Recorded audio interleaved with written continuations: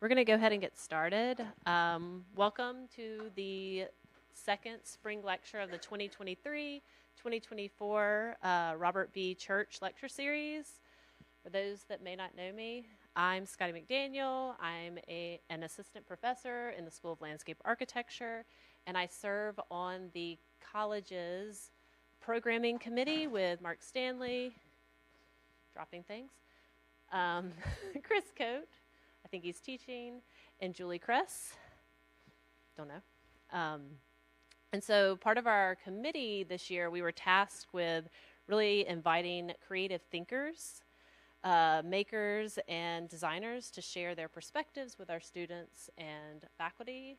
And tonight, I get the honor of introducing Billy Fleming, who happens to be a rock star in landscape architecture. And there are groupies in the audience. And so Billy is a thinker and a great positioner. He works on the intersection of economics, policy, and environmental design. He's originally from Arkansas. He holds a bachelor's of landscape architecture, a master's of community and regional planning, and a PhD in city and regional planning. He's currently the Wilks Family Director of the Ian L. McHarg Center, where he also teaches at the Weitzman Weitzman School of Design at UPenn. There's a lot of overlaps in that.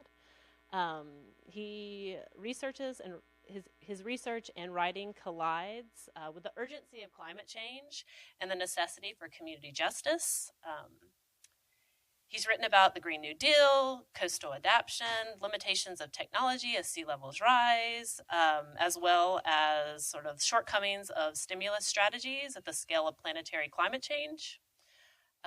Billy's article, Design and the Green New Deal, is a personal favorite that all the MLA students read in Contemporary Landscapes, where he charges our field of landscape architecture to be more political and alter the path towards resilient futures. Billy is also connected to the Obama administration, where he served on the White House Domestic Policy Council, that I understand is a think tank for urban and economic policies. And he later played a role in the Data Refuge project that sought to preserve government environmental data and climate research at the risk of disappearing in the 2017 transition. Overall, Billy is committed to pressing environmental concerns of contemporary society.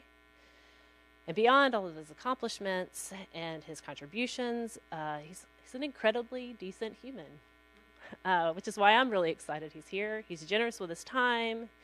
He really listens to engage and is eager to elevate others.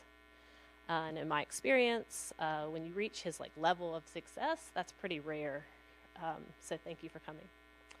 And one example of this is while he is also the editor of the JE magazine that's coming out this year, I assume, Worlding Energy and Transition, which was literally due today.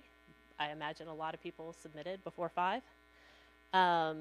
He's here with us instead for 2 packed days of tours, and he's been a really great sport about that. So thank you, Billy, for coming. Please join me in welcoming him.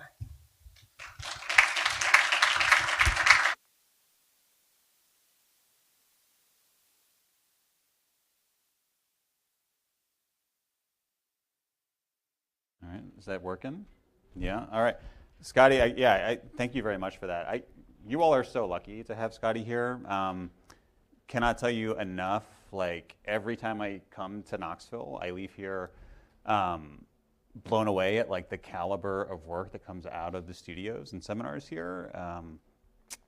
I'm very lucky I get to run around to a bunch of other schools of design around the country, and the work here is as good or above anything else I see anywhere else in this country. So Scotty, Faye, Gail, the rest of that department, my hat's off to you, because what you've built here is pretty incredible. And, it's nice of Scotty to give me credit for being a good sport about running around, but it's hard to say no to an incredible trip you plan where I get to go hang out with people at the TVA in Oak Ridge for a couple days. So those are my nerdiest bucket list items, and I'm glad I got to do them while I'm here this time. So thank you all for being here. I'm going to talk pretty fast the rest of the time because there's way too many slides and we don't have that much time. And some of this is going to be a little, this is, whoever made the poster for this talk, by the way, you did a fantastic job, so I'm going to use this photo to just kind of cue things up a little bit for us. Some of this is part of a book project that's now about 70% of the way done called Building a Just Transition. I'll talk more about it as I go, so you'll see some of this will be a little bit rote. I'm going to read a couple of things that are coming out from that book. The rest is going to be a little bit more extemporaneous, but I'll start with one of the more kind of rote versions here. So, the fate of the planet depends on humanity's rapid transition to clean energy sources by the middle of the 21st century. But a decarbonized energy system will not be understood through molecules like carbon in the atmosphere or the source of the electrons in our circuits. No one will turn on a light in a room like this or charge their phone and be materially or viscerally transformed by that experience. Rather, the energy transition and a just transition will be understood and thus won or lost in the public's imagination through the material investments in and transformations of the buildings, landscapes, public works, public spaces, and infrastructures that a new decarbonized world will ultimately require. Put another way, our fate rests on humanity's ability to translate the abstract goals of something like a Green New Deal into a more beautiful and just reorganization of how and where we live together. And this is a picture at a geothermal zone in Iceland I'll talk more about later. One of the core questions that's facing us as we embark on this kind of transition, one of many we've gone through in human history, is who will design, build, and manage this transformation? Which communities will be first in line for the benefits of these investments? And how might those investments challenge existing power structures in ways that previous eras of mass urban and suburban redevelopment did not? Or put another way, how might we balance the need to build more things than we've ever built, as fast and as well as we've ever built anything, with our hopeful desire to practice democracy and community self-determination? One of the ways that our fields typically come into this conversation is through material substitution. It might be through specification, it might be through rating systems like LEED or sites, sustainable sites, but this tends to be the focus, is on a sort of hyper and often false precision about how much carbon we're actually taking out of the built environment as we build, maintain, and manage our cities and systems.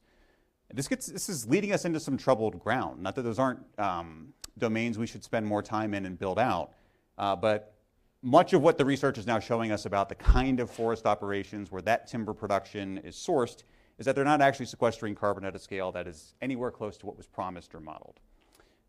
This is a Bloomberg piece that's summarizing some of those findings in a couple of different studies just a couple of weeks ago, in which they quote one of the scientists here. In other words, most of a tree that gets harvested for mass timber ends up as a waste or byproduct, and almost all of what is left is released back into the atmosphere as carbon. The reality is that only a small portion of a tree typically gets into a building. Wouldn't it be fantastic if all those beautiful wood buildings were really great for the environment or carbon neutral or whatever we might think they might be? But at the moment, that's simply not true. And beyond the fact that we aren't quite sure if we're actually doing some of the things we've promised people we're doing with this approach to material substitution as perhaps our greatest contribution to questions of climate justice in the built environment professions, going down this path is one of the most land and water and resource intensive operations we could ever imagine. So in order to scale things like CLT or sustainable timber up to what we would need to actually inflect the carbon footprint of the building industry, you're talking about basically instrumentalizing the entire continental United States, the lower 48, for either CO2 sequestration or afforestation projects or both. And this is from an old project in the McHarg Center a couple of years ago called An Atlas for the Green New Deal. I'll talk about it in just a few minutes. And what I'm going to talk a bit more about as we kind of go on tonight is that, the bulk of our challenges are actually not around material substitution. It's a very, very understandable reason that we focus on it in the design world, because it's easy to think about how those material substitution approaches can find their way into conventional practice tomorrow, a near-term horizon, a near-term future. And that in many ways is the job of practice, is to think about what near-term horizons they can push us towards. I often think about academia as a place to think much longer than that, and how we might think about the bigger challenges around the energy transition as much more than material substitution, and much less than material substitution, and much more about siting and deployment of the technologies we need to actually decarbonize the planet. So as we think about how this might actually work, those of you who are bound up in energy transition work and climate justice work probably know that the same NIMBY forces that have managed to halt projects, good and bad, for good and for bad reasons, for nearly a half century in this country, have become fixated on stopping the rollout of renewable energy deployment, from the mining of rare earth elements to the processing and stockpiling of their refined materials to the manufacturing of the technology itself, but ultimately, really, to the deployment of said technology in the physical landscape. Leah Stokes, Olufemi Taiwo, Dana LaDonna Cohen, Theoria Francos. I could go on and on about the list of scholars in political science, in anthropology, and philosophy in some cases who are wrapped up in this work. Holly Jean Buck, who some of you probably know, is doing work around this particular tension in upstate New York at the moment. But the biggest bottleneck to building out the kind of decarbonized world we say we need isn't technological innovation. We have the things we need to do it for the most part. We have questions we need to answer in heavy industry and aviation and shipping. But when we're talking about the grid, when we're talking about the built environment, the biggest challenge is being able to literally build this stuff because communities often do not want it. And in many cases, understandably so. Some might roll their eyes at activists who don't want to see things like this in their backyard. But when you come from or spend time in these rural communities, where I'm from and where I do most of my field work, it's easy to see why people are organizing against it. Most of these projects are designed with no real human interaction or experiential component in mind. They are pure, heavy industrial technology deployed at massive scale across the landscape to power cities, yes, and heavy industry, yes, but not to be experienced or understood by the people who depend on them. So put another way, the greatest challenge before us has little, if anything, to do with the material substitution of building materials. It's a problem of rapid deployment, of the need to balance expedience and democracy in the build-out of a just transition. This is going to play for a minute. This is at the ON geothermal plant outside of Reykjavik in Iceland. It's the second largest geothermal power plant in the world. It's also home to now the largest carbon dioxide removal operation in the world, something called Orca, which is what you can kind of see steaming in the background there with one of my students, Ganai Mamadova, there taking a picture. So when it comes to renewable energy, energy democracy, and climate justice, I would argue we're now where our field, and I'm saying our field as landscape architecture, was 30 years ago on questions of stormwater management. An area that was once the exclusive domain of civil engineers is now a core competency in landscape architecture. You can't leave a place like this without being ready to go build alternative stormwater management projects. And one that many in our field at the time resisted for years because it was either too technical or too scientific or too rationalized or otherwise outside the scope of that moment's contemporary practice and its near-term future. But because it was. But thankfully, that generation of scholars and practitioners who wanted to transform the field of landscape architecture around this particular set of questions succeeded. And the challenge before us now is to find ways to do the same for the energy transition, not just in landscape, not just in architecture, but across the entirety of society and certainly our professional organizations. So with that in mind, how might we think through this challenge? If it's beyond the building, if it's beyond the park, if it's beyond the infrastructure. One way is to come at it through a political economy frame. And what you're looking at here is a kind of representation of the supply chain of a lithium-ion battery. Where do the mines come? Where are the mines where the lithium is located? Where are the sites where that lithium or that ore that contains lithium processed, often using various forms of heavy metals using various forms of acidic sort of dissolution that create heavy metal distribution problems? Where does it get stockpiled? Where does it get integrated into manufacturing processes? Where does it then get deployed as a battery farm? And then where does it go to become e-waste afterwards? So trying to understand the various places, institutions, actors, stakeholders, and financial systems that underpin our energy system and have profound effects on the built environment in ways that we do understand, but often require all of these other places, many somewheres, many peoples to make them possible. Doing so requires us to begin with a recognition that there are many somewheres and many someones in every project we build or process. That going down a particular resource intensivity pathway in the US, so building the most resource intensive energy system we could, requires us to do things like strip mine South Greenland to the bedrock, where we had the world's second densest collection of rare earth elements and critical minerals, to hollow out the Amazon rainforest to access things like praseodymium and dysprosium, things you may not have ever heard of but that are integral to the energy and digital transition, and so on. And to do that, for me anyway, like one of the ways that I began to think about this work was through the work of Jane Ma Hutton at Waterloo, whose book Reciprocal Landscapes is maybe, for me, the most important book our field has produced in the last decade. In it, Jane, among many other things, writes that by tugging on one seemingly thin thread, two sites, in this case Central Park in New York and a couple of others around the world, a tangle of relations appears. how a particular geological or ecological condition became a desirable material commodity, how material came to travel to a certain route to the construction site, how the two sites and the people and other species that occupy them fared in this material transaction, and finally, how design and aesthetics participate in all of this. By circulating back and forth between these sites, it becomes difficult to see either in isolation. And in here, if you haven't read this book, Jane's writing about all the materials, the trees, the rocks, and everything else, the soil that were part of the construction of Central Park, came from bat guano droppings on islands off the coast of South America. The trees, in part, came from a convict leasing program in New York State, so these were farmed and basically shipped by inmates there. And the rocks from kind of all over quarries in Pennsylvania. In here, Jane goes on to say, the word reciprocal, so in reciprocal landscapes, is not intended to soften, conceal, or suggest equanimity between the sites of production and consumption. Rather, it's used in an aspirational sense. When joined with landscape, it suggests the inextricable interdependencies that humans share with the more than human world. The consumers share with producers, and that all beings share with each other. To do so, again, challenges our understanding of materials as inert. And this alone is an important starting point to see materials as more than simply stuff to use. What you're looking at here, as of 2021, is the geography of rare earth element and critical mineral mining in the world. So these are the active and speculative mines as of about 3 years ago, 2.5, 3 years ago. This has grown since then.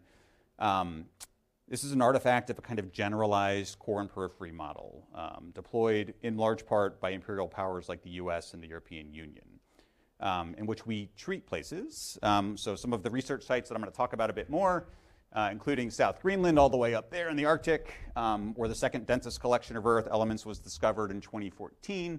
The largest collection is in Bayonobo in China. I'll talk about a little bit later as well. These are all places that we depend on to modernize and electrify and decarbonize our society. And what we do here has profound impacts on those places.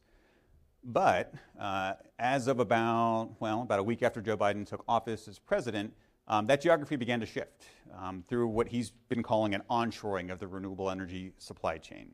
This is a paper from Thea Riafrancos, who's been doing more field work in Nevada, in the Atacama in Chile, and in Portugal, tracking some of these developments, trying to get an understanding of what onshoring actually means.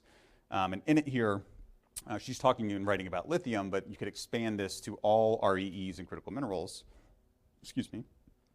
The political economy of lithium is marked by two striking developments. One is the global north governments have historically offshored mining, are now onshoring lithium to enhance supply chain security. So if you look at the Nevada Lithium Project, one of the largest lithium projects in the world, this is the justification being used for its development. You have some of the processing facilities now being built and coming online in West Tennessee. Texas is going to be home to the only rare earth element processing facility that can compete with China's rare earth element processing in just a few short months. She goes on, second, these governments have committed to sustainably sourced lithium. The mining imperative appears to pose a zero-sum choice between decarb and the protection of ecosystems and communities. You only do one, not both. However, lithium supply is not an objective parameter, but a spatially and temporally dynamic relationship between deposits, scientific knowledge, technological innovations, and public policy.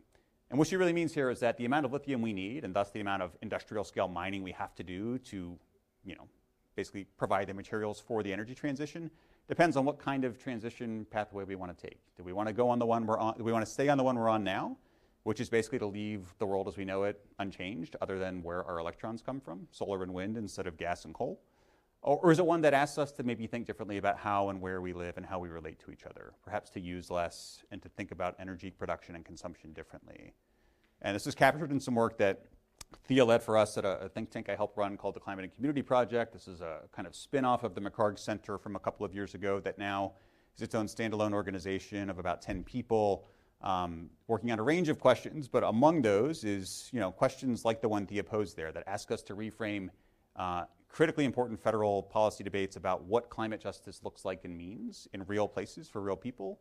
In this case, convincing members of Congress, in which case Thea has been quite successful, that perhaps we need to reevaluate what we mean by lithium demand, and that lithium demand itself is not a static or fixed number, but one that depends on the choices our congressmen and congresswomen make in office. This is tied to a much larger body of work some of you might be familiar with that we've led over the last few years in the Climate and Community Project around public housing, public transportation, public utilities, and so on, really thinking about how we might use investments in the built environment as a tool for restructuring, let's say, the justice landscape of our cities and communities. How do we think about investments in where and how we live as a way to restructure rather than reproduce existing power relations and social relations? That work often comes in the form of these technical reports that an army of people from a number of different disciplines work on. Daniel Aldana Cohen led the housing work. Yona Freemark, who's now at the Urban Institute, led the transportation work. That work often gets picked up by members of Congress. They take it to something called their Legislative Research Council, who then translate it into a draft bill. And we've been very lucky that most of those reports have been picked up by a member or two and then snowballed into dozens, if not upwards of 100. To become active legislation. So this is a picture from the introduction of a bill based on that report in the top left there that Senator Sanders, Representative Ocasio-Cortez introduced along with the Sunrise Movement in DC a couple of years ago. The bill itself was always intended to be a messaging bill, not one that would pass. But the idea was you sort of change the frame or the course of the debate, and then provisions from that sort of idea get carved out and folded into other bits of federal policy that do pass, which is what happened for the public housing work. So there's about $60 billion or so in the president's IAJA and IRA bills that passed about a year and a half ago now. That was a carve out specifically from this shell bill that we introduced that would have never gone towards the kind of deep energy and public health and abatement related retrofits to American public housing now. And as we kind of wade into a bit of that work, it's important again to recognize just how much of our physical landscape in the United States is being or will very soon be transformed in the service of renewable energy production, either for siting technology or extracting material or dumping waste or processing ore. In 30 years, we will not talk about Joe Biden as the climate president. We'll talk about him as the mining president. And if we pull from Martín Arboleda for just a moment, who has an incredible book, The Planetary Mine, which is really about the sort of landscape of industrial scale mining around the world. He writes that mines that had been abandoned are now being reopened, and deposits that seemed uneconomical are now being transformed into large open cast extraction sites. The planetary mine is the geography of extraction that emerges as the most genuine product of two distinct transformations. First is a new geography of late industrialization that is no longer circumscribed to the conventional, sort of traditional core of the West. And the second is a massive leap in the roboticization and computerization of the labor process. And this is, one of the sort of more terrifying aspects of some of my institutions' deep investments in roboticization and automation is throughout human history, particularly in the West, those things have only really ever been used to displace labor, either in the design process, in our case, or in the construction process.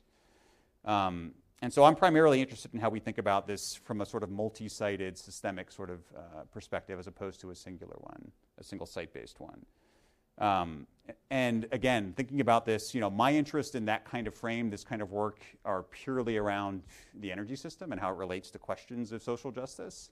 But one of the things that comes out of doing that bit of work is that you find out how many other bits of our life are bound up in the rare earth elements and critical minerals that are now becoming sort of highly sought after global commodities. So medical devices, batteries, supermagnets, all the things you need to basically get a scan at a hospital, run a cloud server somewhere, run a smart grid system using a bunch of different bits of technology that have to speak to each other. They all depend on these things. We're only going to keep taking more of them out of the ground. And this is what most of that work looks like. This is Bayan Obo in Inner Mongolia, China, the largest open pit mine in the world, the largest rare earth element processing site in the world. And in many ways, kind of one of the counterfactuals that the Biden administration has argued against in the justification of the onshoring of rare earth element mining and processing in the US. So at the moment, about 80% of all of the rare earths of the world move through this site. The goal of the Texas facility that's coming online is to cut that number in half by the end of the 2030s. And I don't want to romanticize what non-automated mining looks like. This is in the DRC in the Congo. This is cobalt mining. It's one of the most horrific forms of mining that's ever been imagined. And it's basically at a point now where all we can do is worry about the cleanup and the human health impacts. So much damage has been done to that place and its people. We don't have to go to the Congo to find similar effects. We can go to reservation land in the American Southwest and many other parts of the U.S. for this. This is one old uranium mine in Navajo Nation in the Southwest, but there are many. And I'll talk a bit more about the Abandoned Minelands program in a moment, but this and Appalachia are the two sort of hotspots for that kind of work. And they are these former uranium mines, these former coal mines are now being reopened for rare earth element and critical mineral processing.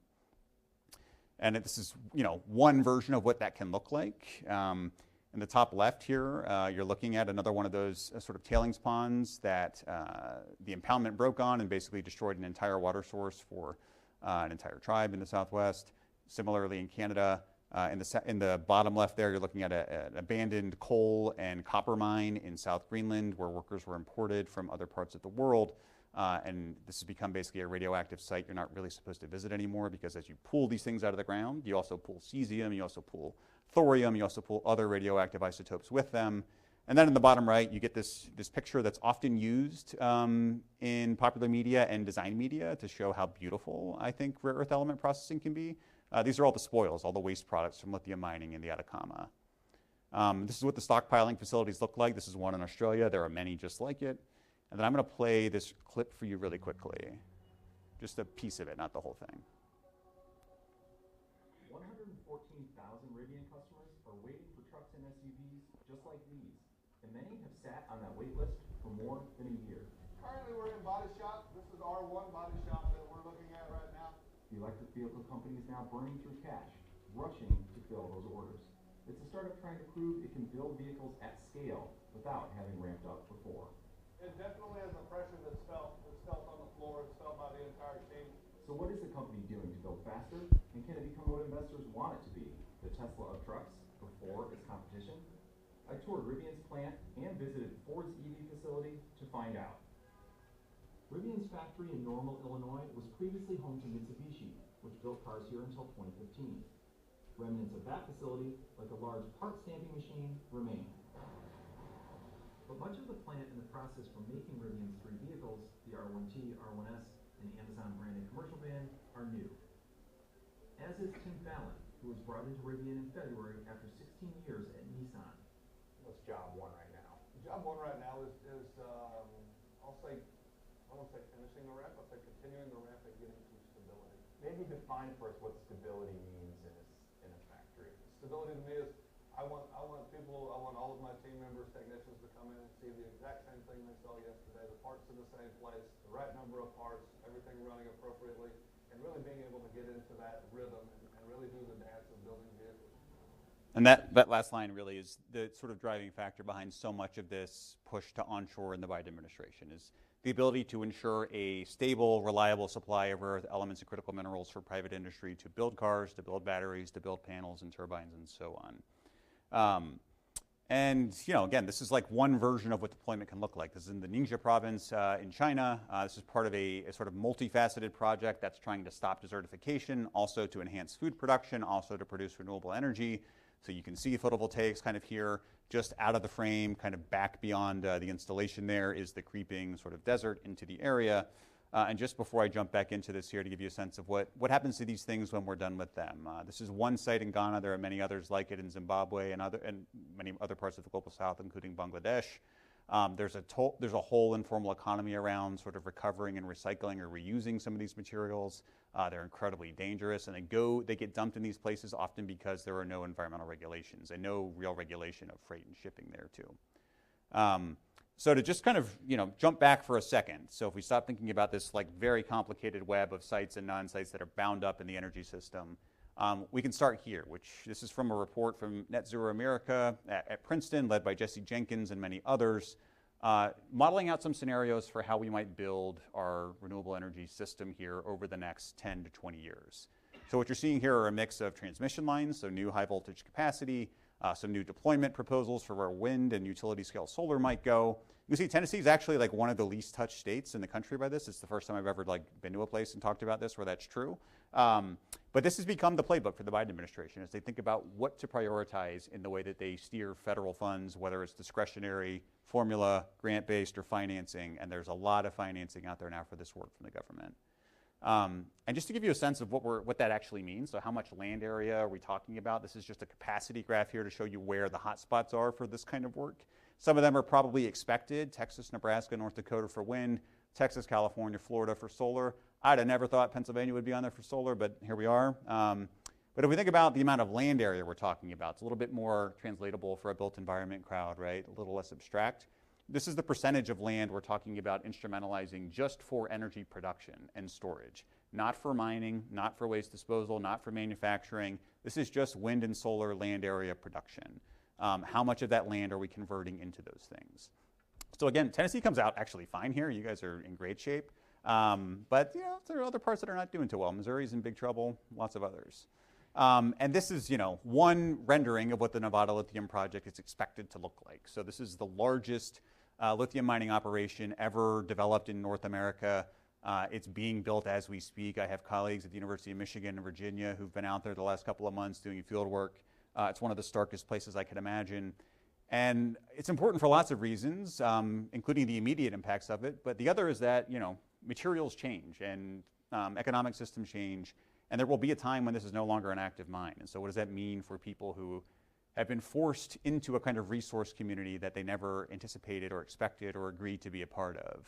And one way that can look is here. If we go just up the road to Letcher County, Kentucky, this is a video a former student of mine shot, Daniel Flinchbaugh, as a part of a studio here looking at, this is a bunch of different ones spliced together, looking at abandoned mineland sites. So folks here know the AML program, the Abandoned Minelands program. It's one of the biggest winners in the Biden administration. So for the longest time, the AML program was home to about 1.5 million acres of mine land that we never expected to clear. It was toxic sites that were abandoned before 1977, transferred into public ownership. They're mostly mountaintop removal sites, like you can see here. And they're places that we never thought we'd get the money to actually remediate. And so they tended to kind of come in this sort of shape when you would encounter them. They now, before the Biden administration, had really three common uses. One was to remain abandoned, so it would be a site like this. A second would be to have a grassland monoculture planted on it, like savanna prairie. And then the third was to build a prison. And there are lots of reasons for that. State and federal funds, grants and loans, specifically to build prisons atop abandoned minelands, is the biggest one. But the other is that these are the only flat sites that are undeveloped in Appalachia. So that's why, it's part of the reason they go there. And then the third, and perhaps the most pernicious reason, is that to build a prison on top of an abandoned mine, you do not have to remediate it to the same degree you would for any other use. So you want to put a park there, you want to put a school or a house there, you got to jump through some real hoops. You want to put a prison there, you just have to ask for the right amount of money. And this is only going to increase now because the AML program has been supercharged by the IRA and IAJA within the Biden administration's most recent sort of climate and infrastructure bills. So they basically now have enough money over the next 15 years to completely clear that backlog. And those sites are clustered here in Appalachia. They're clustered in the American Southwest. And then there are a few spread out in other places, Iowa, Illinois, Alabama, a couple of others. And when you go, this is again coming from a studio, a bunch of fantastic students you can see at the bottom here, we're part of a couple of years ago, looking at Appalachia's coal to prison pipeline. So by sheer acreage, Appalachia's coal to prison pipeline is one of the country's most extensive contiguous technical lands, which are sites that are often geographically remote and highly invisible, subject to both heightened surveillance and painstaking forms of obfuscation. They maintain a special legal status, and more specifically, exceptional protocols concerning the non-human. And in this country, anyone who has ever been incarcerated, whether they're still in prison or let out, is not treated as a full human. Either the prison or the abandoned coal mine alone would easily qualify as a technical land together. And if we go on to think about what some of these other uses might be. So we're looking at it. Often what comes with these prisons is the promise of other kinds of economic development. So one of those is an airfield near Big Sandy in Kentucky that only private charters fly in and out of, so not really helping anybody outside of rich people with planes. Another is a hog farm, which uses some of the power that was built and that came online to power USP Letcher. So they're basically glomming on to a bit of power that was built for that prison. And then often there are kind of all kinds of infrastructure improvements that come along with them. So talk through the kind of regulatory sort of subsidies that come with this. But often to build a prison in Appalachia, in addition to all of the federal sort of direct subsidies and indirect subsidies, state and local governments will often offer to build other things for you, like a roadway to the prison, like a wastewater treatment plant for the prison, like a free parcel of land to build the prison on. So there are all kinds of direct and indirect subsidies that make this kind of thing possible. And when this is coming from Brett Story's incredible book, Prison Land, which is part of a bigger project of hers that includes a film, which is maybe the most important film in landscape, not for landscape architecture, but to landscape architecture in the last decade or so, called The Prison in 12 Landscapes. She writes, when Gilmore describes prisons as partial geographic solutions to political crises, she's asking us to take seriously the question, the spatial dimensions of the prison industrial complex as clues pointing towards the actual crises, rooted in capitalism, rather than the spurious so-called crises of crime or lawlessness for which prisons are claimed as deputized solutions. Space, it turns out, matters a great deal.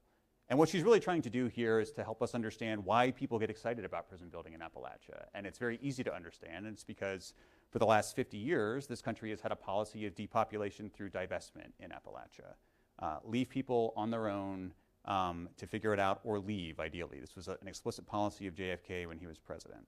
So they become now this kind of Keynesian development tool for people in parts of central Appalachia. It's easy to understand why you'd get excited about developing a prison there when no one has given a single shit about your town for a half century, let alone invested any money in it. So to start to bring some of these kind of things together here, I'm going to talk about where this fits within the larger sort of framework of the Green New Deal. And it's always important for me when I do that to kind of put that in kind of a proper context. It's an easy thing to pillory, to sort of caricature. When some of my in-laws talk about the Green New Deal, they talk about it as a plan to end air travel and hamburgers. And, it's not true. I flew here and I had a hamburger yesterday, so I don't think that's true. So let's talk about what it actually is as opposed to what it's been mythologized to be by some folks who've only read it in bad faith. So one is that it is wholly unique among American climate plans in its fusion of technocratic aims with blue-collar worker demands for jobs and frontline communities for justice. So how do we think about these three pillars coming together? Perhaps most importantly and less understood is that it's also unique in the American experience and that it's the only climate plan ever introduced in this country that's actually tied to climate science. That might sound insane, but it's true. So the only two other sort of proposals we have are President Biden's Inflation Reduction Act, which relies on a kind of imaginary form of carbon capture and sequestration that's never been imagined in either the theoretical or empirical literature in order to work. And the other is the Weitzman-Markey cap and trade bill that failed in 2009 or 10, which even if it were implemented to its fullest and idealized form, would have left us with 4 degrees of warming and absolutely no economic development to accompany it. It's also unique in the way it's thinking about forming a sort of multiracial working class base as its primary beneficiaries.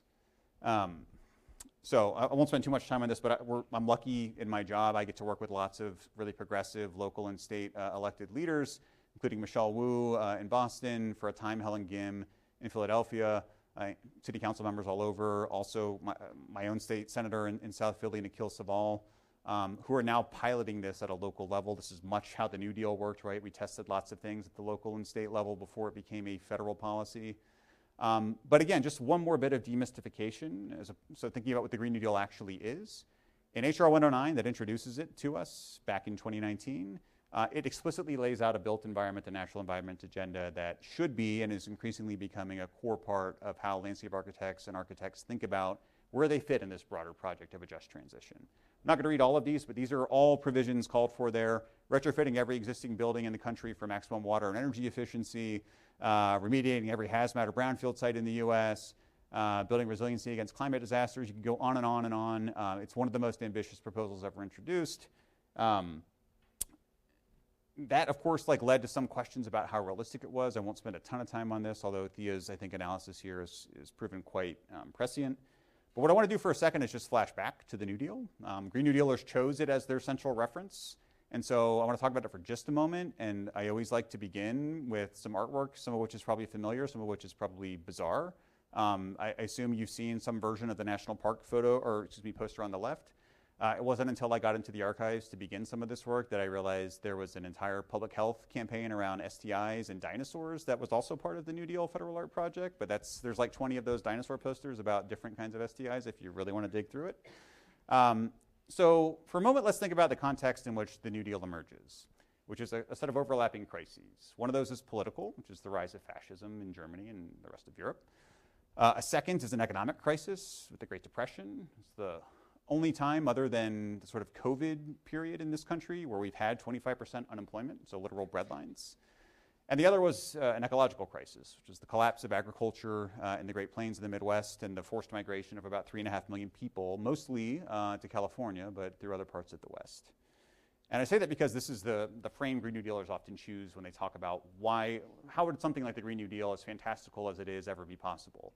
And the answer is that, like the New Deal, it's a stimulus-driven crisis response, right? It's something that's only possible in the sort of specter of crisis.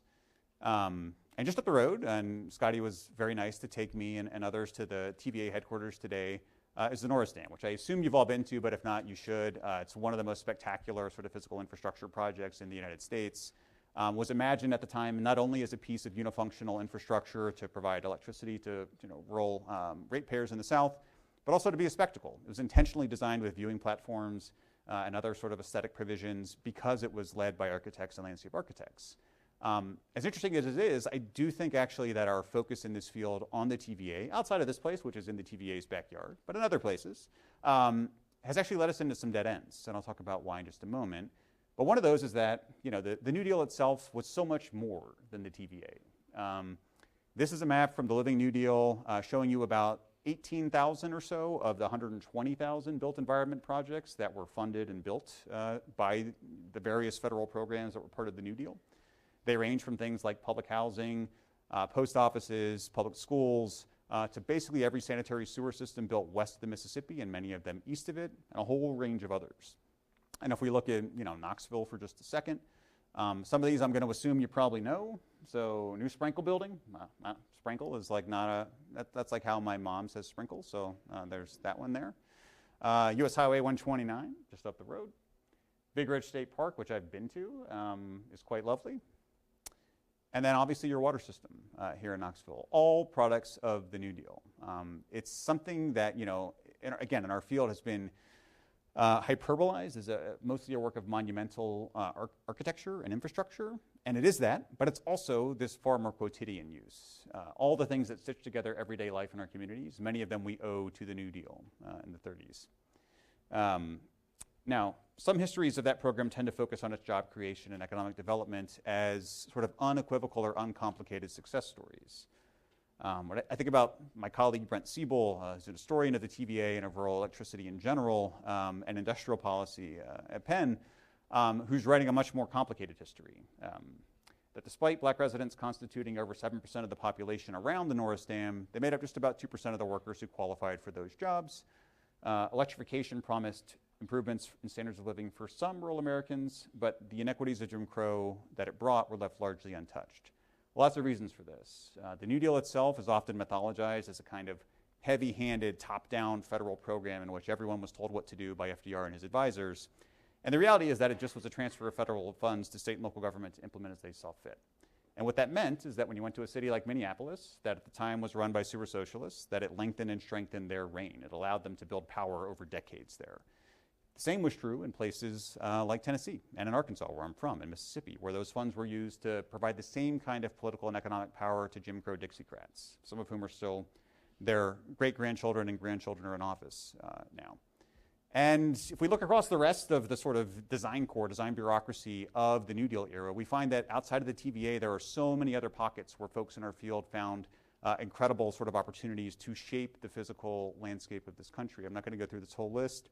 This is from Phoebe Cutler's incredible book, Public Landscapes of the New Deal.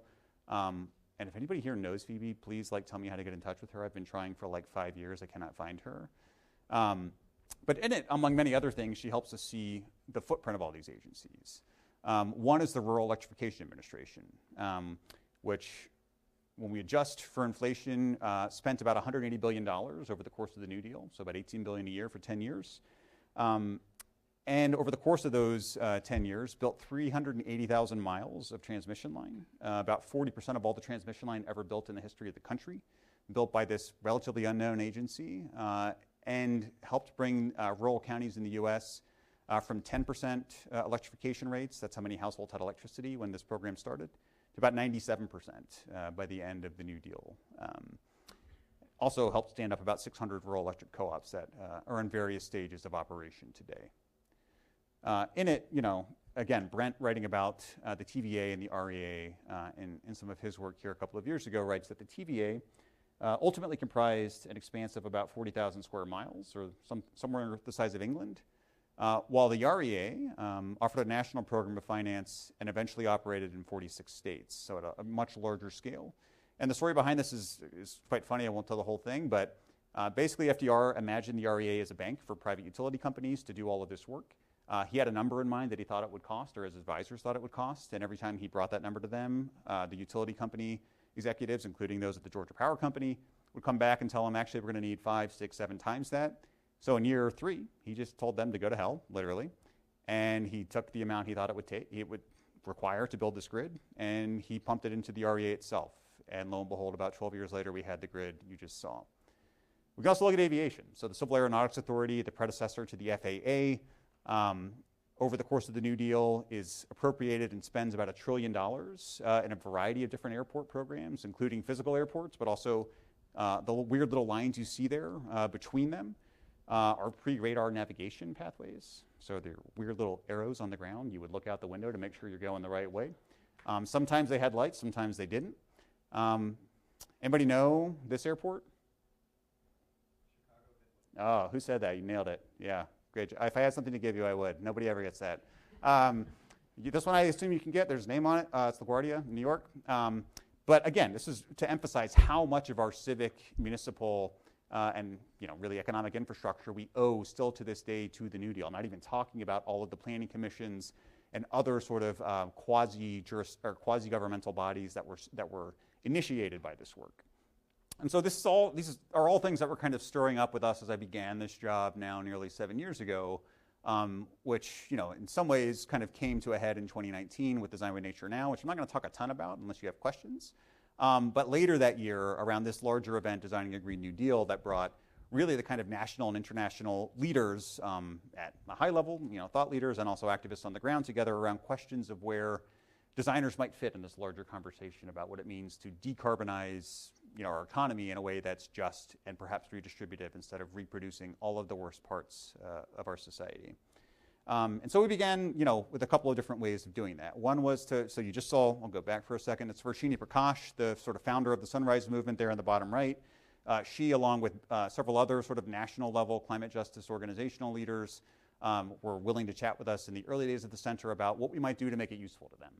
And one of the first things they came back with was like, we just need access to all the data and information and resources you get at a place like the University of Tennessee, University of Pennsylvania. We don't have EDU email addresses and we can't afford to pay for the access to these things. And so as we thought about that, we began the process of assembling an atlas, which became an atlas for the Green New Deal, that tried to collect as much important built environment and climate data as we could, to compile it and curate it in a way that people would be okay with spending like 2 hours scrolling through 200 maps to look at, and that we hoped would be useful to them. And actually, groups like the Sunrise Movement and others who have a kind of distributed organizing model, so they have chapters in many different parts of the country, I still hear from them as of like a couple of weeks ago that they have chapters who are picking up and finding and using this in interesting ways we would have never imagined. Here again, I always like to show this one just because it's our first attempt to kind of show economic effects or damages in a spatial way in the U.S. So taking other people's work and lending some sort of visualization to it. And I'll say, like, one of the initial reactions to the atlas from our students, most of whom are international, was like, this is cool, but like, what about the rest of the world? The U.S. is a tiny and mostly bad actor in the context of the planet, which is true. And the easy answer was, like, we had data limitations, we had time limitations, we had resource limitations, but by the time that atlas was finished, those things weren't as true. We had managed to kind of stabilize the center into an interesting sort of position. And so began a larger project that became something called Field Notes towards an Internationalist Green New Deal, that began to ask some of those kind of larger probing questions about what it means for the rest of the world, for the U.S. to go down any number of different energy transition pathways. And folds in a bunch of different topics you saw there, including biodiversity here. I won't spend a ton of time on. And you've seen some of these images before, looking at the supply chain of different renewable energy sort of systems here. But these are all kind of pinned to a larger frame that Olufemi Taiwo, he writes like a book every 6 months. I don't understand how he does this. But one of his books in the last like 3 years, Reconsidering Reparations, was doing a version of what Thea's done for lithium production. So he's asking us to think much differently about how we view international climate policy. And in it, kind of asking these questions. Injustice and oppression are global in scale. Why? Because transatlantic slavery and colonialism built the world we live in, and those things were unjust and oppressive. If we want reparations, we should be thinking more broadly about how to remake the world system. And he's not going on to say this is really about how we think through the building of a sort of just transition, but that's really my central takeaway from this, is how do we think about our obligations to the rest of the world, to our neighbors, to our communities in this country that have been historically divested in and oppressed, as we think about investing trillions and trillions of dollars in decades or perhaps generations of time into the build-out of this system. One way, started to think about it in teaching at Penn or in studios at Penn, has been through storytelling. And so what you're seeing here really quickly is a visualization of the IPCC's AR5 emissions scenarios, which sounds really complicated, but the way the IPCC puts their emission scenarios together is they recognize that they can't predict everything about the future. So they have to create stories about the future that they can then fit models onto to help us understand the potential or probable outcomes of any decision we make around, let's say, industrialization or economic development. And this is basically a way of showing you the different pathways that they lay out in each of their IPCC reports. And so I've been really lucky over the course of the last 5 years now to be able to run a series of option studios. They're always interdisciplinary. They're always final year graduate students, usually in landscape architecture and city planning, sometimes in architecture, sometimes in fine arts, sometimes had a random Wharton student wind up in there once, which was fun. But to begin working through some questions about how we build up priorities in the build out of something like a just transition. So in that first studio, I asked students to think through a question of priorities. Who belongs at the front of the line and why for this investment side of something like a Green New Deal? And then how do we think about lifting up places or investing first in places that are always at the back of the line? And then, layered onto that question is, what are the parts of the country that we have to decarbonize in order to achieve any of these goals? They could have picked many places from that, but I think they chose quite well. They picked Appalachia, they picked the Mississippi Delta, and they picked the Corn Belt. And in Appalachia, at the end of that studio, began to think about what the build out of this system could look like, right? So how do we layer on all of these different uses, functions, performances into a single ridge in Appalachia, right? So there's a pumped hydro storage station along with solar generation, along with wind generation, along with recreational opportunities, along with some, CLT housing that I just told you shouldn't do. And then they also began to engage in all forms of storytelling they could imagine, right? So recognizing that, life is not a Scantron, unfortunately. So we can't just get the right answers and expect to win all the things we want. We have to go out and fight for them. So how do we build compelling stories about the future that can help us get from A to B as fast and as well as possible? So producing zines and all kinds of other things. And the second year of that studio brought students back to Appalachia and the Delta. This was a COVID year, so we had to be a little bit more discerning in where we went. And among many other things, had students really zero in on the coalfield to prison pipeline in Appalachia. So we've already talked a bit about that, but one of the central insights of that work for them was a recognition that every one of these facilities that was built from 1991 onward is on a microgrid. So it's on the kind of grid we say we want for the kind of energy system we say we want. And that if it were simply decarcerated and that power was redirected in another direction, we could power a town of about 2,500 people, 2,000 people in Appalachia today. Because they're mostly built on mountaintop removal sites, they're also the best sites in the region to build new renewable energy storage and capacity and generation capacity. So you could actually imagine a program here of decarceration, decarbonization that converts these sites of horrific trauma and destruction into rural electric co-ops or other sources of power, literal and metaphorical, for people in the region. And the third version focused much more in on the Mississippi Delta and the plantation to prison pipeline. And what you're looking at in this image here is an old map of sugar and cotton and cane plantations along the lower reach of the Mississippi. And you can see in the legend there, those that have been converted into some form of either petrochemical or oil and gas facility or a correctional facility, or, it includes prisons. And the two largest prisons in the entire world, two of the largest ever built in human history, are in this region. One is Angola, or the Farm, as it's colloquially called. It's the Louisiana State Penitentiary. The other is Parchman, the Mississippi State Penitentiary. Parchman's named for its former warden, who was the original plantation owner, who sold the land to the state and then became its first warden and ran perhaps the cruelest prison ever built in human history. Angola was named that because it was where All of the newly freed, formerly enslaved people from Angola were sent when they were wrapped up in Jim Crow violations. And so that's all pulling, basically archival research in studio with me. And then had students go through and begin pulling convict leasing records. These are facilities that still run some of the most heinous convict leasing in the world. And among the many other things they force convicts to do or severely induce them to do is to basically build and maintain our built environments. So this is looking at a town in South Louisiana whose infrastructure, including the offshore oil and gas, is built and maintained through these kind of convict leasing contracts. I won't spend a ton of time on this, but again, they were looking at the sort of subsidy regime that makes this possible. Where does the funding come from to do this? Much of it actually is made off the backs of incarcerated people through that kind of convict leasing labor. And then at the end of it, beginning to move through questions of how this actually gets transformed into something more like a just transition program. So you see here, this is them applying some of this work back in Appalachia to an abandoned mine land that they're converting into a large amphitheater, into a renewable energy and hydrogen storage and experimentation site, among many, many other things. And as I was kind of, that work is ongoing. That's work that's now outside of the studio. I'm really lucky I get to work with a collection of prison abolitionists and supply-side fossil fuel activists and lots of others on it. But began to shift some of my studio teaching more internationally for lots of reasons we've talked about. So in this case, looking at South Greenland, was brought in on a larger project that connects it and many other energy generation sites around the world because of this large deposit of rare earth elements in South Greenland. It's a place called the Kvanefjeld.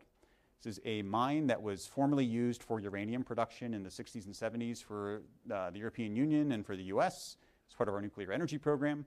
It was decommissioned in the 90s after about 30 years of concerted organizing and activist effort by an Inuit organization called Uranium, which means uranium no thanks in Greenlandic, and has since been proposed for reopening after these deposits were discovered in 2014. And it's been the epicenter of political fights in the country for the better part of the last 30 some odd years.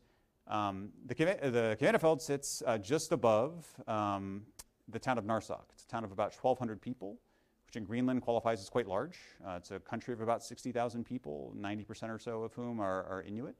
The others are mostly Danes who are there kind of, kicking around after they've ruined their lives in Denmark. They go to Greenland to get away from it. And they get all the best jobs. Greenlanders don't get them. This is one of the larger towns in South Greenland. And this is a couple of images from us there a couple of years ago, among many other things, doing things like bringing Geiger counters to track radioactive dispersal around the region. So it's a uranium mine. It's also full of thorium and cesium. One of the sort of byproducts of pulling that stuff out of the ground is you spew it into the air and the water and the animals and the people. And no one outside of a private mining company or a government survey had ever measured it there. So we brought Geigers, we took some measurements, we left them with a research station there, have come back and done that a couple of other times since. Was really lucky I got to take students there. So the top left, you can see us there at the base of the Korla-Tosarok Dam. Every town in Greenland has its own purpose-built hydroelectric plant. There's no grid system. There's no roads in Greenland between towns. Nothing connects them, so they all have their own sort of standalone infrastructure. And I'll let this play for a second. This is our hike from Narsaq into the Kvanefjeld. Had to ford a very high river after a hurricane. It's not something I told my bosses about beforehand. And then this year, tried to take students back. We got stranded due to weather, which happens a lot in Greenland. Their only airfields are former military bases, so they're very short. They can only accommodate 35-seat jets. And they don't have modern navigation technology, so when a storm blows in, you can't land or take off, which, as you would imagine, in the Arctic happens quite often, especially in October. So that was us in the West Fjords trying to approximate it. And one of the reasons I wanted to take students there, in addition to just buying them drinks, was that part of my interest in South Greenland in these resource communities is thinking through how do you take the mining question off the table. It's been the driving political force in the country for 30 some odd years. How do we think about building an alternative economic development program that would give people real options and agency over what their future looks like? And so Iceland is perhaps the single best example of how this could look in the Western world. Early 1900s, they discover abundant geothermal and hydroelectric power there, so much so that they collapse their grid almost instantaneously because they develop so much. So they begin this process of first recruiting heavy industry users like aluminum and steel producers to the region. Most aluminum and steel in the world is still smelted or made there because they have so much power, they have to have them there to suck it up. But then they also discover there are all of these weird little byproducts or cascading uses that come from it, including in the top left there. Anybody here been to Iceland? You've been to the Blue Lagoon? Yeah, do you know it's geothermal wastewater? So it's just hot water coming out of one of the vents. All the stuff in the bottom is silica, the mud that comes up with it when you drill for geothermal. And the top right there is one of their remote hydroelectric facilities that gets shut down in the winter. We were there on the last day of its operation. Bottom left, anybody been there? Fedromar? Yeah. It's a cool little Arctic greenhouse where they grow tomatoes. It's now become like a Michelin star restaurant, which is insane to me because the tomatoes are not that good. They're fine. They're fine. But thinking about like uses like that. And then in the West Fjords, a place called Isafjordur, which is the sort of regional capital. This is us at a brewery. It's the only brewery there. It was discovered, there's a water source that supplies it that was discovered about 20 years ago when they were drilling a new tunnel. And somebody bought the water rights and built a brewery. And so again, just thinking that all these things exist in South Greenland is really the point of this. So there's a brewery there in much the same way. There are Arctic greenhouses. There are geothermal pools. There's hydroelectric power. How do we stitch these things together? And in a previous iteration of a studio that just ended, began by asking students to think through how we make sense of all of these things together. So here they're building, a very large sort of accordion fold document here. I think it's like 25 feet long, taking you through every rare earth element or critical mineral that's found there, what it's used for, what its byproducts are, what its life cycle looks like, and then on the back where it's found and those little cartographic symbols. Looking at the sort of many different functions in addition to mining and transportation that you have to account for in the region. So this is, the little islets and islands of South Greenland with Narsaq in kind of the top center, Qaqortoq, which is the largest city in the south, just below it. And then rather than asking them to solve a bunch of these problems that you can't solve probably period, and certainly not in a 15-week studio, to engage in a sort of active climate fiction, to recognize that almost everything you do in a school like this, in a studio, is speculative fiction anyway. Why not lean into that mode of making? So rather than plans and sections and drawings, they're making artifacts and ephemera and other elements that might be a part of a kind of future world in which sovereignty and energy justice are found in South Greenland. And some students, leaned into more of a graphic novella or graphic novel sort of style of storytelling here. Others into a sort of multimedia sort of perspective. This is more McDaniel's work, which is both image-based, but also included her writing, recording, and then producing an entire podcast series, taking you through each of these people's kind of lives and projects that were part of that project. Thinking through how you stage this thing over time. So what are the operations and what order at what time you would have to stack to be able to do these things well. And then how do you actually start to co-locate them into a larger sort of energy system and ecotourism and other form of sort of economy or industry in the region. And I guess like Maura took this photo as well, and I'm going to use it just to kind of transition into this last couple of slides here. I promise I'm almost done. Just to talk a bit more about where this all fits within the book. So I think I mentioned a couple of years ago, I got to be a part of Design with Nature Now, this large sort of public launch of the center and a sort of memorialization of Ian McHarg, the namesake of the center I run. And the way we did that was to spend about a year collecting and curating a list of 25 projects or so around the world that in different ways sort of embodied Ian's writing and ideas and ethos in the built environment. And that was, very focused on design and on Ian. What I wanted to do for this particular project was to ask questions of what kind of world do Green New Dealers want to build? What does it look like? How does it work? How do we fit within it? What does it mean for us to go out and build this thing? And began that process about 18 months ago and now have that list of 30 some odd projects, some of which you've seen a bit of. That's the Orca project in Iceland, the CDR, carbon dioxide removal project I mentioned earlier in the bottom left. It's one of the Canadian sort of energy projects, which I didn't talk a lot about, but it's a transmission corridor that's owned outright by one of the First Nations in the Ontario province. Canada has this incredible energy transition program. It's tied to their Truth and Reconciliation Commission from about 5 years ago or so now. And one of the outcomes of that was that every federal dollar spent on energy projects from here on out has to be for a project that is owned 51% or more by First Nations or Indigenous peoples. So every energy project there is now a form of sort of economic redistribution. And so those became kind of models for how I'm thinking about this particular project. So I mentioned these questions earlier just to sort of reiterate them. They're built around this larger project, Building a Just Transition. The book is built around these questions. One's historical. So what can we learn from prior eras of state-led transformations like the New Deal, like the Marshall Plan, like others, of the built environment as the energy transition unfolds? A second is much more domestic and contemporary in focus, which is how do we think through the tensions between the need for expedience and a desire to practice democracy? We live in probably the slowest to build country in the world. I don't think we want to go the route of sort of Chinese autocracy in the way we build this thing, but we have to find a way to sort of land somewhere in between. And then what might it mean for the rest of the world if the West continues down its current, very resource-intensive transition pathway? And I have a collection of incredible folks who are kind of writing about all of these things. But these are just quick little stills from the dossier we sent them about 6 months ago as they began their work of the kinds of projects I'm asking them to sort of put in context for this volume to answer those questions. Yorani Namik, I mentioned, the sort of incredible Inuit activist group in South Greenland, the Longason logging resistance, Zapatista Milpa system in Mexico, the Plurinational Observatory in Chile, Tudeka, one of the Canadian sort of energy justice projects, geothermal project there, Orca, you've seen, Raccoon Mountain just up the road from you, which is getting expanded in the next few years.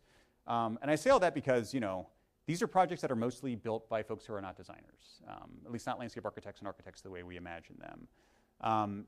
And that's for a couple reasons. One is that we don't have very many projects that our fields have built that have much to say or do about these questions of what kind of world do we want to build when we talk about climate justice, when we talk about a just transition. And the other is that they're mostly outside of the US. Raccoon Mountain is a welcome exception to that because we don't have very many good examples in this country. We have to look elsewhere to find them. And one of the core questions about, why those places matter is because we have to ask questions of ourselves about who gets to build them. Who's going to be trusted by communities that have been historically oppressed and disinvested in to build these things? And we can look to the work of Reinhold Martin when he was running the Buell Center at Columbia in this incredible report, the A&E system. It's the first thing I make all of my students read in a studio. It's one of the most important publications I think I've ever read for our field. In part because it takes some of the luster off what we think architecture and landscape architecture are and is or do by just listing the kinds of projects that many of our firms build, which often are these. This is prisons. This is the prisons, the Maricopa Justice Center that AECOM built in Arizona. It's in their justice vertical in their portfolio. This is the Abu Dhabi National Oil Company headquarters built by HOK in Dubai. This is a proposal for basically an eco-apartheid project in Dubai by Martha Schwartz and partners. And again, just to come back to re-emphasize Femi for just 1 second, I say that because, again, we have built the world we live in, we designers, and if we want to have a say in what unbuilding or perhaps rebuilding it could look like, we have to grapple with all of the ways in which we've harmed everybody you've seen on the screen here tonight. Let me come back to that for just a second. So the last little thing, if I can get this to play. 1 sec. What you're looking at here, it probably looks like light pollution. That base layer is actually subnational GDP, so it's a marker of wealth. What you're seeing in the sort of purple hub there are the headquarters of the 100 largest A&E and landscape firms in the world. And then the spokes you see coming out are all of their publicly listed projects. And this isn't meant to be, like critical of practice in a way. Like practitioners are bound by markets. They go where capital flows. For me, this became a way, this is coming from the Field Notes project I mentioned earlier, this is a way of thinking about what our role is in a place like a university. We have the luxury of being able to operate outside of market forces if we so choose to do so. And if we so choose to do so, it might be the only way in which our field ever has a say or an ability to be useful to places that aren't in those orange zones, the places outside the centers of wealth that attract professional practice. And Doug Spencer and others have written about this. I won't spend too much time on it here. But with that, let me just stop talking for a moment. Thank you all for sitting through a very long talk that I'm sure was very messy. And yeah, I'm happy to take any questions anybody has, so thank you.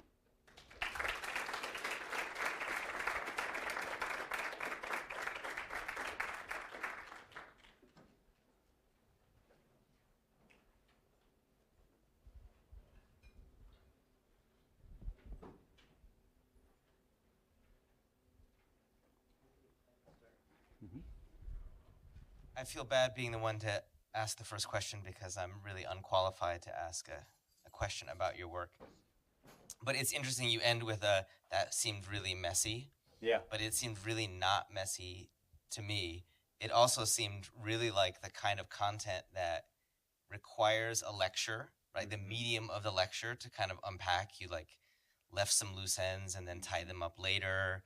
You piqued my curiosity, let me stew on it and then satiated that later. So I thought that was like super, You can write my cover letter for me next then, yeah, okay. But I do have a question, right? Yeah. Like that the medium of the lecture that also presupposes an audience and like further conversation later, right? Mm-hmm. So you also didn't.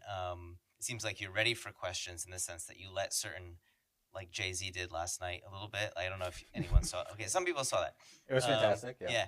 So like an interesting style of provocation where you call people out. It's very polite, but it's data oriented. There were some citations in his speech also. Sorry, I'm really digressing.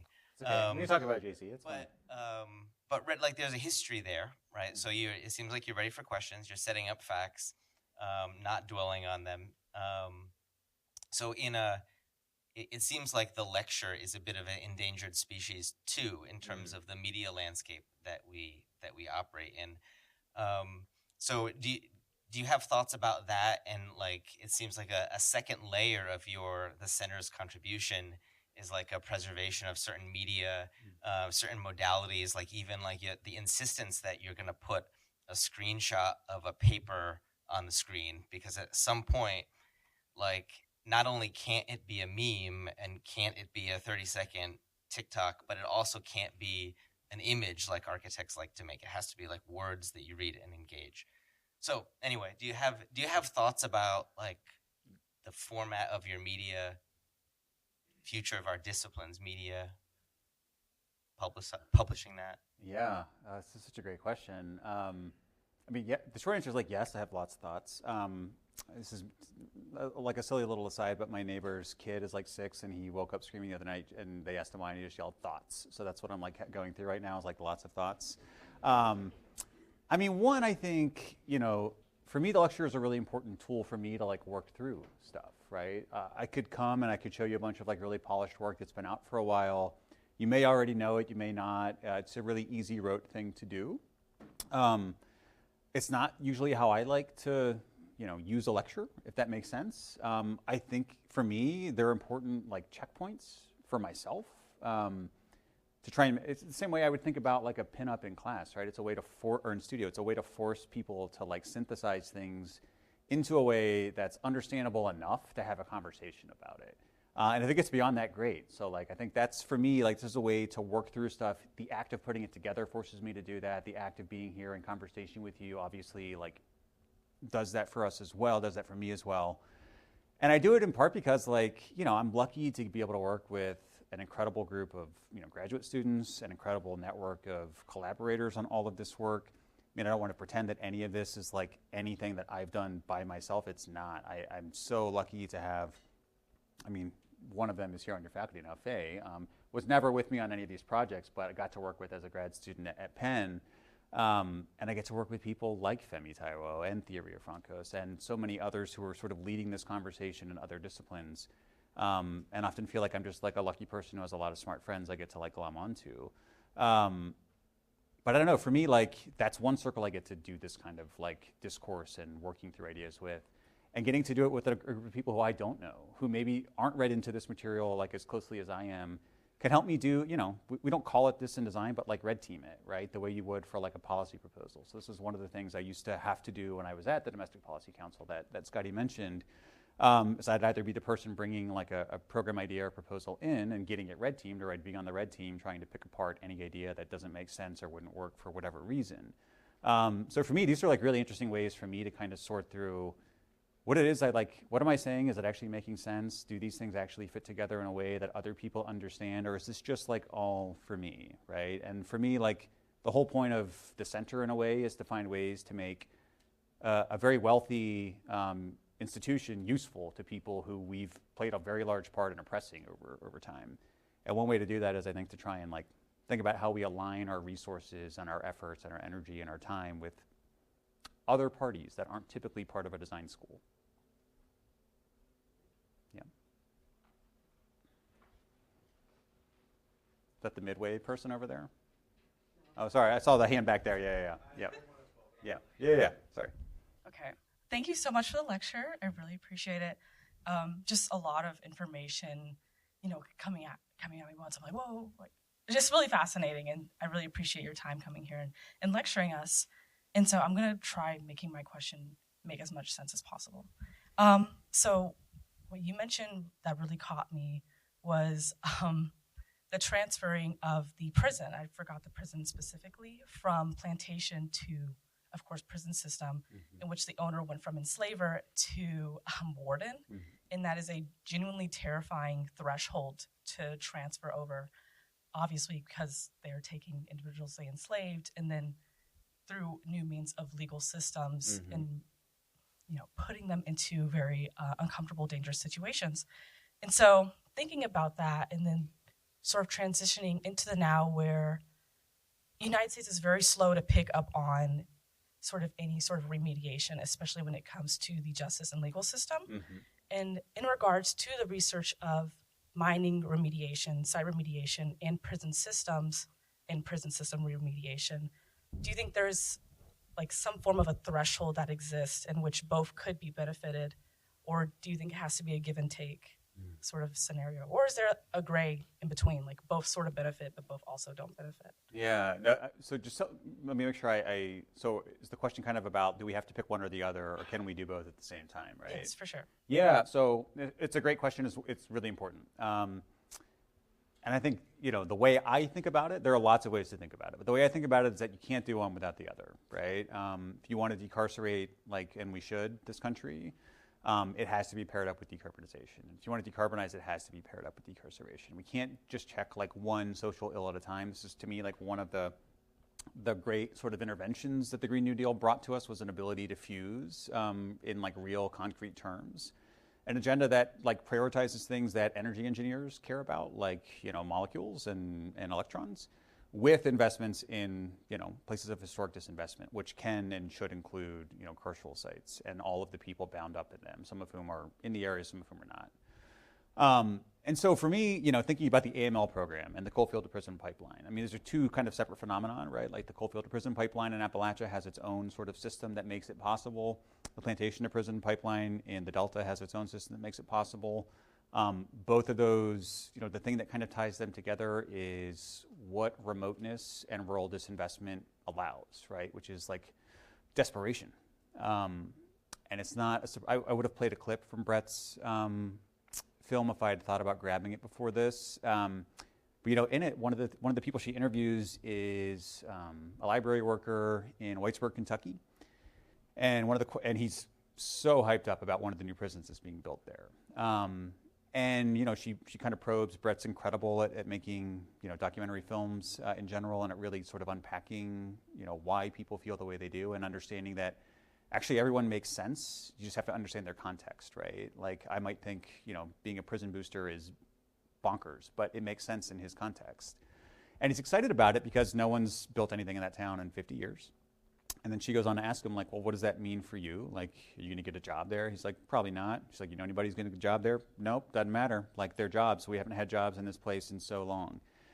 And so for me, when I think about how those things come together, it's not in a dissimilar way to the way I sort of quickly talked about Greenland, right? That our job, in a way, one of the luxuries we have at a university, and perhaps if you wind up in a research-based practice where you're less bound by clients and markets, is an ability to sort of think through how you develop alternative economic development strategies for people who are never going to be able to afford to hire a luxury design firm or a high-end design firm to do that work for them.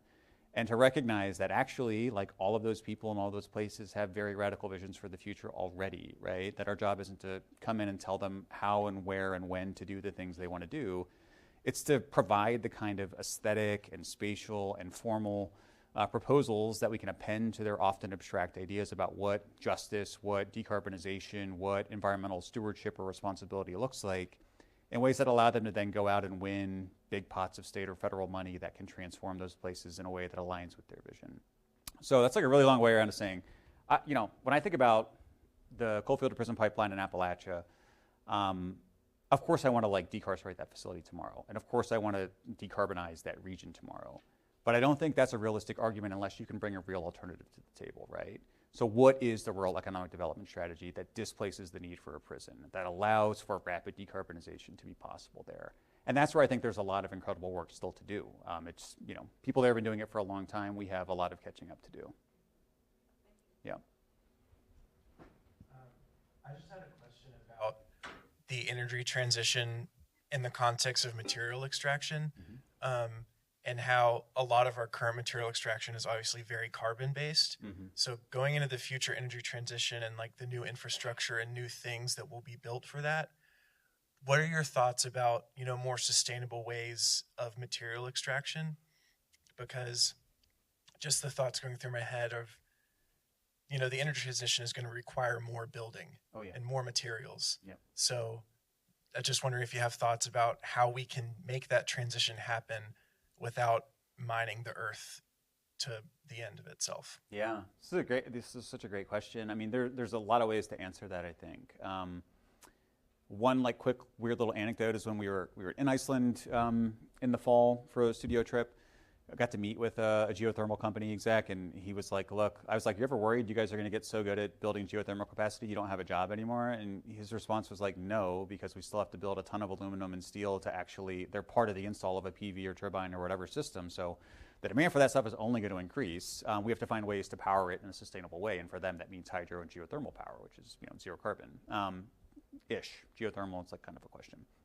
But for the resource extraction part of this, there's a few ways to think about it, right? One is the demand-based side that I sort of talked about a bit, which is rather than just the question we typically ask when national level policymakers think about resource extraction, they don't ask questions about how much we need. They ask questions about how much exists, and then they rush to figure out ways to own and secure all of it. This is what the onshoring push the Biden administration is sort of leading is about. It's what the EU's version of that is about. It's not about asking how much we need. It's about asking how much exists on the surface of the earth and how do we make sure we own all of it or as much of it as we can. So that way we get to then control, who benefits and who doesn't from the process of transitioning to a low or no carbon sort of future. What I think is so incredible about what Thea's done in that conversation is to sort of begin to shift the question from how much exists to how much do we need, which is one of the ways you get at sort of less extraction. I often, one of the questions I'll get from, I think, well-meaning either mining company folks or even some architects who've been involved in designing some of these sites is why don't we just figure out ways to do more responsible mining? How do we do sustainable industrial scale mining? And the answer is you don't. You can't pull any of this stuff out of the ground without pulling radioactive material out. You can't separate it from the rest of the ore without acid and all kinds of other noxious materials that can't be disposed of. They have to be stored somewhere. They're often stored in tailings ponds. In the case of Greenland, they're stored in the drinking water supply, basically. So Lake Tasik, which sits above the town, is also the tailings pond. And if you reopen that mine, that's where all of those tailings go. I don't know if anybody here is watching the new season of True Detective. This is part of the story of that season, right? There's a mining company in the Arctic Circle of Alaska, and the water has begun to turn because of the tailings pond that's bound up in the operation. Not to spoil too much for you. So I think that's part of it, right, is thinking about how we ask ourselves different questions about how much we actually need instead of how much we want or think exists. The rest of it is really hard. I don't know the answer to that. I think if I did, I probably would, I don't know, I'd be somewhere making sure we're doing a lot less mining instead of hanging out with y'all. But I think part of what we have to do is to ask some different questions about what we spec. That is a place where designers have some bit. It's not around wood. It's about the kind of electronic and other digital components we spec in our designs, because all of those things require rare earth elements and critical minerals to make. I mean, this watch I'm wearing, my phone that's up here, this computer, they're all full of those things. That's part of it. There's a lot of research still to do around reuse and recycling of e-waste materials. We typically send them all to landfill sites. It's very hard to recycle and reuse them because they lose efficiency as we burn through them, and it's hard to recapture that material in a way that's commercially viable.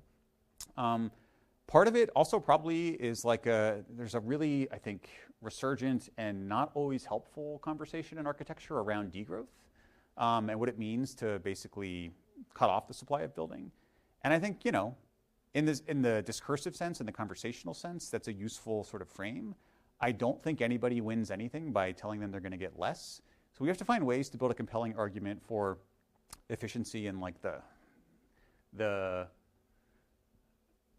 build out of public luxury instead of private luxury in a country like this in order to allow the rest of the world that we've intentionally underdeveloped for 500 years to build the kind of future they want to build, not to constrain them in ways that we think are appropriate for, say, Ghana or Brazil or Chile or other parts of the world. So for me, it's more about like, how do we get our house in order as like a country and a profession? And the rest of that stuff we're going to like figure out as we go. Yep. So I feel like your last comments touched exactly on what I'm really curious about. A lot of your presentation was oriented about decarbonization and technocratic with a multiracial working class coalition supporting that. But you're also mentioning that kind of espousing a negative view of like the sacrifices that we have to make. That's not a very compelling story to tell. But how do we acknowledge that we might have to do less or like use less, be less intensive in the land use that we have, not buy as much, not consume as much, and maybe produce less and maybe move away towards this growth mindset that we have that is very geared around a capitalist system. How do you message that? How do you write about that in your book, I guess? For those of us, for me, who I feel like we have to acknowledge the good and the bad and maybe reframe the bad as like good for the sake of our world. Yeah, I mean, this is, again, such an important question. I think for me, it's not that I disagree with like my degrowth colleagues who say like we have like gotten to the point where we actually probably can and should stop building, at least at the way we're building in the US now. For me, it's about like what we focus on when we tell that story, right? It's not about like you, Sarah, getting like less in your life. It's about how we invest what we have in public luxury and public resources. This is why, in a way, sort of when we began doing some of this climate policy work at the Climate and Community Project, we began with public assets, like public housing, like public transportation, like public utilities. What are the things we already own, like in the public sector, that we can direct our investments into? How do we think about public and collective and cooperative ownership of the energy system, of housing, of the manufacturing that produces all of those things?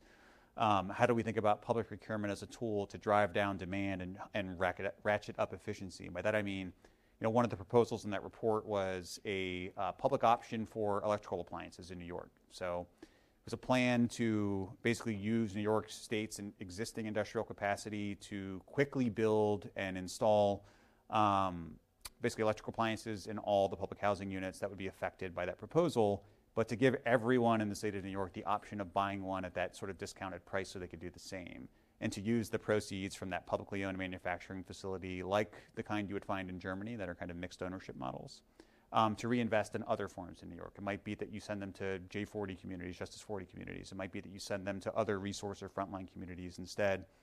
So for me, I think like the argument is the same actually, right? Of thinking about a more sophisticated understanding of degrowth in which like it's not about cutting everything off here and turning everything up elsewhere. It's about how you dial things up or down in particular locations depending on resource availability, wealth, energy consumption, all of those kinds of things. It's not like a very satisfying answer, but I kind of don't know the answer to it in a way. I think for me, I don't know if there was an easy or like winning way to message what it means to like live with less and still like have the quality of life people deserve everywhere in the world. I think we would live in that world. I think we're trying to like figure that out now. And lots of people have been working on that for a long time.